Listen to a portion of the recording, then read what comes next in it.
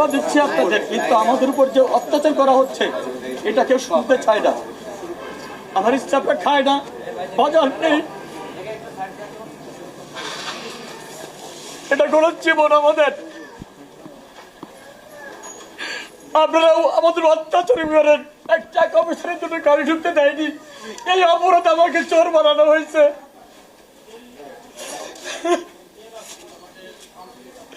অথচ আমার সার্ভিস আপনারা শোনেন, আমি একইভাবে সার্ভিস দিচ্ছি আমার ফ্যামিলি ছেড়ে, আমি ছেড়ে।